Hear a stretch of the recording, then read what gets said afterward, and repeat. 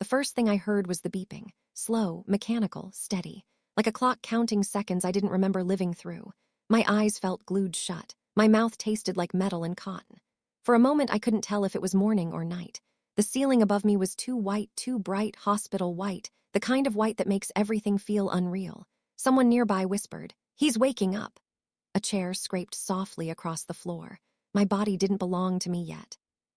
My arms were heavy, my chest tight, even breathing felt borrowed. Then the pain crept in, dull, stitched deep, reminding me why I was here in the first place. Surgery, right. The nurse leaned over me with a calm smile like she'd done this 1,000 times. "Everything went well," she said gently. "Try not to move too much." I nodded, or at least I think I did. My throat burned. "Phone," I croaked. She handed it to me from the side table. Warm, familiar, real. Something normal in this strange, floating world. The screen lit up, and immediately my blurry vision sharpened. 17 missed calls, 3 voicemails, 9 text messages, all within the last 2 hours. My heart monitor started beeping faster, matching the sudden pounding in my chest. Most of the calls were from one number, my neighbor. Why would she call me 17 times? My fingers trembled as I opened the messages. First one, "Hey, are you moving out?" Second, "There are movers at your place." Third, "Did you sell your condo and forget to tell us?" My stomach tightened. Another text came in while I was staring. "They're taking everything. Couch, TV, boxes, everything." I blinked hard, trying to wake up properly. This had to be anesthesia fog, a dream, something stupid. I typed back slowly. "What movers?" 3 dots appeared instantly. "They said the property was sold this morning." Sold. The word didn't make sense. Like hearing a language I almost understood, but not quite. Sold? No, that was impossible. I never listed it. I never even thought about selling. That condo was my life savings. 10 years of overtime shifts, skipped vacations, cheap dinners, every extra dollar poured into that place.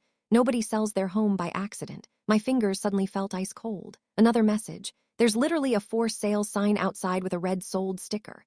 My pulse hammered in my ears. The nurse noticed the monitor speeding up. "Try to relax," she said softly. Relax? How do you relax when strangers are inside your home? When your furniture is being carried away? When your entire life is being packed into boxes? I scrolled further. A photo. She had sent a photo. Outside my building, a moving truck, my balcony in the background, and men carrying my gray sofa, the one I built myself the first night I moved in. My throat closed. I didn't sell it," I whispered to no one. But the photo didn't lie. While I was unconscious. While I was cut open under bright surgical lights, while I couldn't even open my eyes, someone had sold my home, and I had no idea how. The hospital room went quiet again after the nurse left. Just the steady beeping, just me. And that photo still glowing on my screen like proof that reality had cracked open. I kept staring at it, zooming in and out, like maybe the image would change if I looked long enough.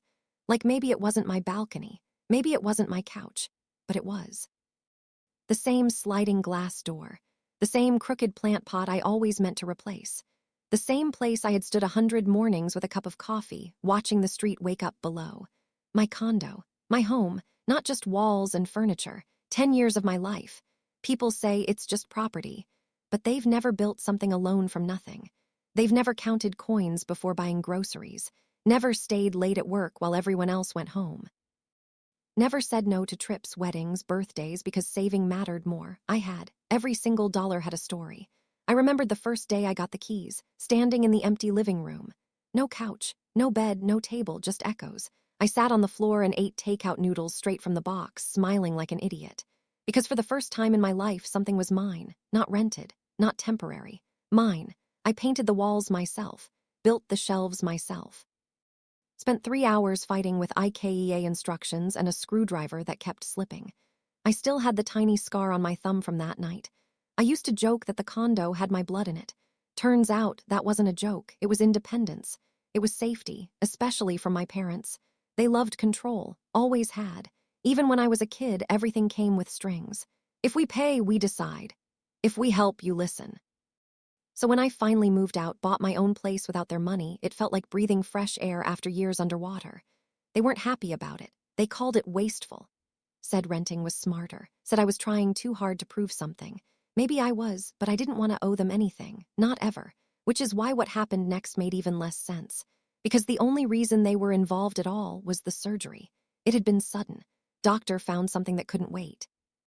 Nothing life-threatening, but serious enough to go under anesthesia.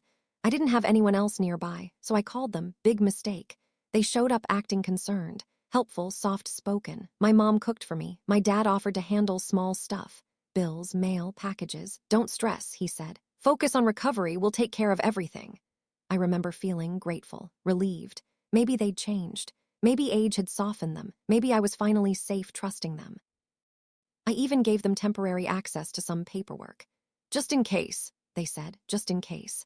Now those words echoed in my head like a warning I should have heard. Back in the hospital bed, staring at that photo of strangers emptying my life into boxes, one thought kept looping over and over. I didn't sell my home. So who did? And how did they get the right? My hands started shaking again as I opened my contacts. There was only one number I needed to call. My dad. My thumb hovered over my dad's name for a long time before I finally pressed call. The screen rang once, twice, 3 times, straight to voicemail. I frowned. That was strange. My dad always answered his phone, always, even at 3 a.m., especially if I was in the hospital. I tried again, same thing, voicemail. A slow, uneasy feeling crept up my spine. Fine, Mom, call, ring, nothing, no answer, not even a text back. Now my chest felt tight for a different reason. If they didn't know what was happening, they'd be panicking, calling me nonstop, rushing to the hospital. But they were silent, too silent. Like people who already knew something I didn't. My brain tried to make excuses. Maybe they were driving, maybe their phones died, maybe no. 17 missed calls from my neighbor, 0 from my parents. That wasn't an accident. My hands felt colder. I scrolled to another number. The condo building manager, Mr. Halpern, old guy, strict. Obsessed with paperwork. If something was happening at the building, he would know. The phone rang twice before he picked up. Hello. Hi, it's me, Unit 4B, I said, my voice still weak. I'm in the hospital. My neighbor said movers are at my place. Do you know what's going on? There was a small pause, then confusion. Hospital. Yeah, surgery. Why? Another pause, longer this time. His tone changed, careful. Your parents didn't mention that. My heart skipped. Mention what? Well, they were here yesterday, signing the closing papers. My stomach dropped so fast it felt like the bed tilted. Closing what papers? The sale, he said casually. For your unit, everything finalized yesterday afternoon. The room went quiet except for the monitor beeping louder in my ears. I laughed softly, a nervous, broken sound. That's not possible. I didn't sell my condo. Another pause, then papers shuffling on his end. No, it's definitely sold. Cash buyer, fast closing. Your parents handled everything. They had power of attorney documents. The words hit like ice water. Power of attorney. I swallowed. What documents? They said you were unavailable for medical reasons, signed authority papers, legal and notarized, looked legitimate to me. My vision blurred. I never signed any power of attorney. Never, not in my life. I didn't authorize anything, I whispered. Well, he hesitated. They had signatures. Everything matched. We processed it like any normal sale. Funds already transferred. Transferred, so the money was already gone. This wasn't some misunderstanding. This wasn't movers at the wrong address. This wasn't a prank. It was complete, final, legal, or at least it looked legal. When did this happen? I asked. Yesterday morning. They said it was urgent, something about needing quick liquidity. Yesterday morning. I tried to remember yesterday morning. But yesterday morning I was lying unconscious under surgical lights, cut open, helpless, while someone else signed away my home. My hands started shaking so badly I almost dropped the phone. So I don't own it anymore, I asked quietly. I'm afraid not. New owners get the keys today. Something inside me cracked, like glass, not loud, just final. I ended the call and stared at the ceiling. White, empty, foreign. My condo was gone. My parents had sold it. And somehow they had done it legally, or at least well enough to fool everyone. I pressed the nurse call button. She rushed in.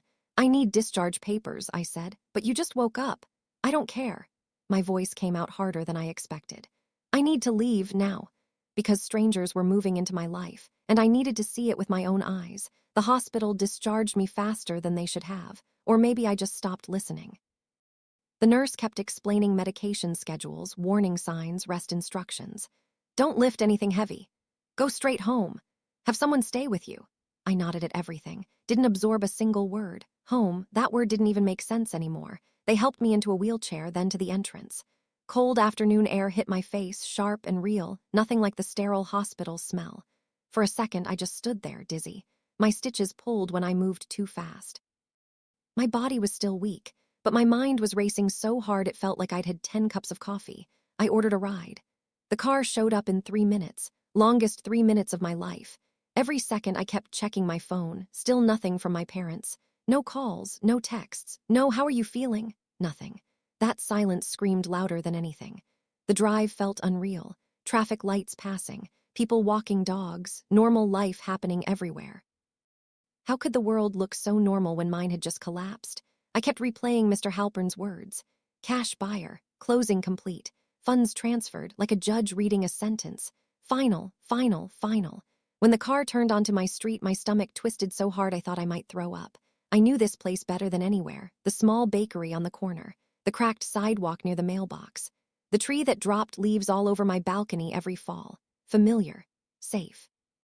Or it used to be. Then I saw it, the moving truck, big, white, parked right outside my building, the back doors wide open. Men carrying boxes, my boxes. I recognized one instantly, the blue storage bin with the broken handle. I'd had that since college. My chest tightened. "Stop here," I told the driver before we even reached the entrance. I stepped out too quickly and pain shot through my side. Didn't matter. I walked toward the building like someone heading to their own funeral. Everything looked the same. Same lobby smell. Same old elevator. Same flickering light in the hallway, but it didn't feel like mine anymore. Unit 4B, my door. I slid my key in. It didn't fit. I tried again. Nothing. The lock had been changed. For a second, I just stared at it. Like if I looked long enough, it would magically fix itself. This had to be some mistake. It had to be. Then the door opened from the inside. A woman I'd never seen before stood there holding a roll of tape. Behind her, boxes everywhere, my living room, but not my life. The walls were already a different color, my couch gone, my bookshelf gone, my photos gone, like I had never existed. "Yes," she asked politely. I couldn't speak, my throat closed. "We just bought this place," she continued. "Are you looking for someone?" Bought. The word hit harder in person. I used to live here," I finally managed. She gave me a sympathetic smile. "Oh, the previous owner's stuff was already cleared out. The sellers handled everything." Sellers, not owner, not me. Sellers, my parents. I nodded slowly, stepped back, and the door closed gently in my face. Soft click, like the end of a chapter. I stood there in the hallway, empty-handed, fresh stitches pulling under my shirt, staring at a door that used to lead to my life. And for the first time, it truly sank in. They hadn't just sold my condo. They had erased me from it. I don't remember walking back outside.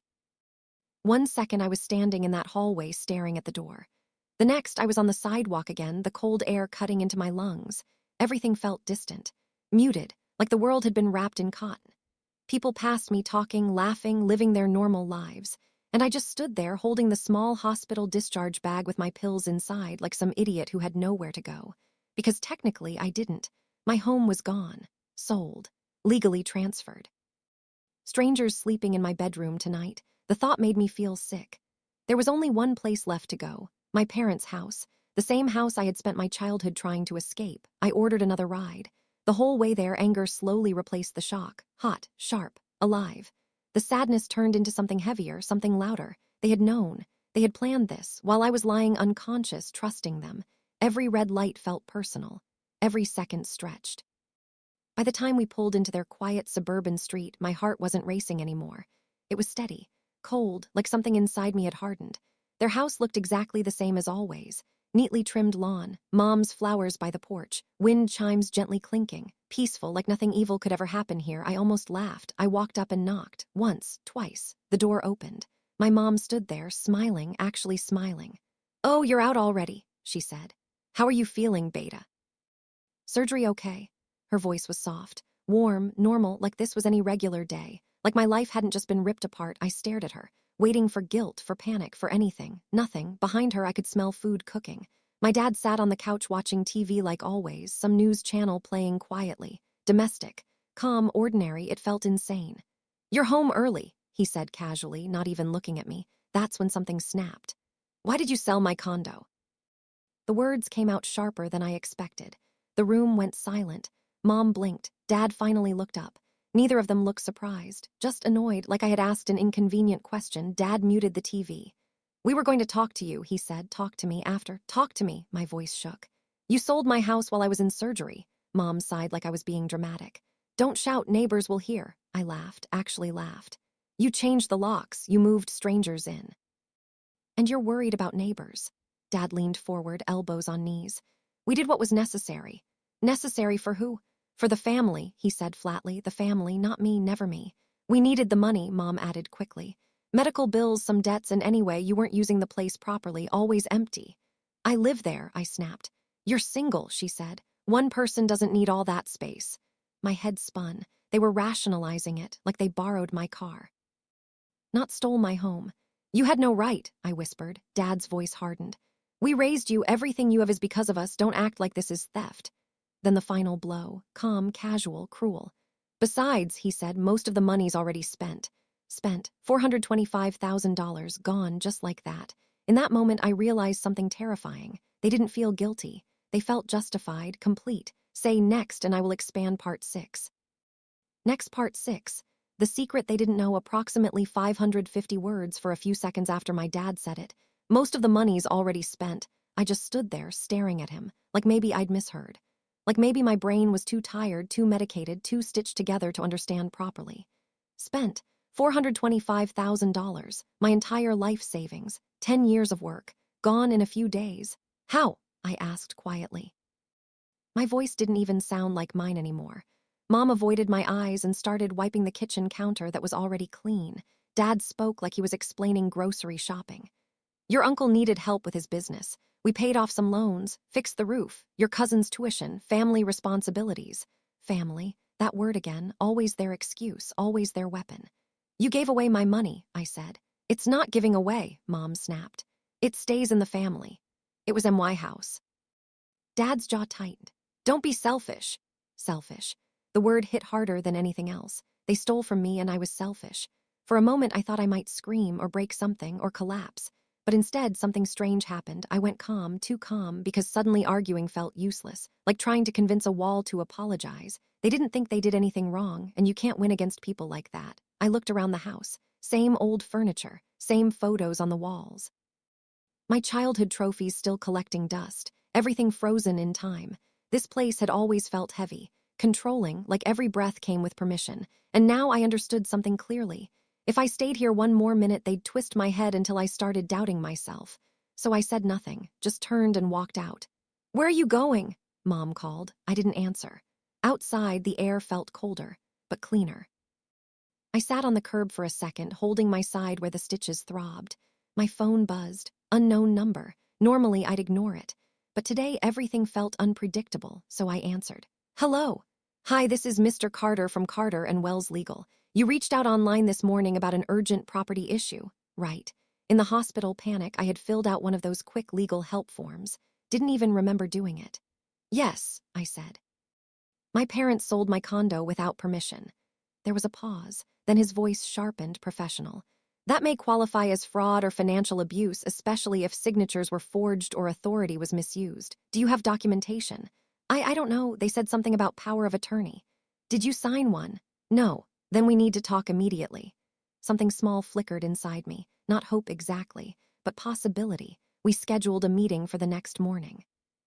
After hanging up, I leaned back against the car door and closed my eyes. And that's when I remembered something. Something I hadn't thought about in years. A small house across town. The one I bought quietly 3 years ago as an investment. Tiny, nothing fancy, just a rental property. Different bank, different paperwork, different everything. I had never told my parents, not because I was hiding it, but because, deep down, I never fully trusted them with my money. A slow breath left my chest. They knew about the condo. They controlled the mail. They handled the hospital stuff. But that house, they didn't even know it existed. For the first time since waking up, I didn't feel completely powerless.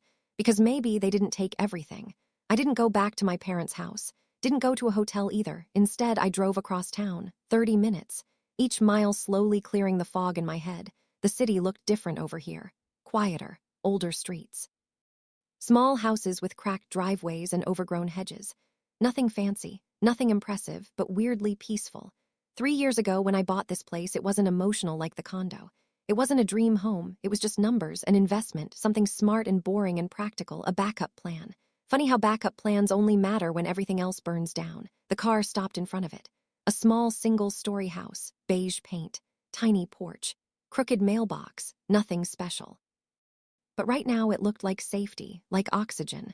The tenant's car was gone, probably still at work. I still had the spare key. My hands trembled slightly as I unlocked the door. Click. The lock turned smoothly, no resistance. No strangers inside, no changed locks. No, we just bought this place. Just quiet, I stepped inside slowly. The air smelled faintly like laundry detergent and dust. Normal, untouched. Mine. I leaned against the wall and let out a breath I didn't know I'd been holding all day. They didn't know, they couldn't have known. Different address, different bank, different paperwork. No shared mail, no access. For once my paranoia had saved me. I walked through the small living room, simple couch, old fan, cheap curtains. But it felt warmer than that fancy condo ever had, because this one hadn't been stolen, not yet. My phone buzzed again, Mom, calling. I stared at it until it stopped. Dad, ignored, then texts started coming. Come back so we can talk. You're overreacting. Don't involve outsiders.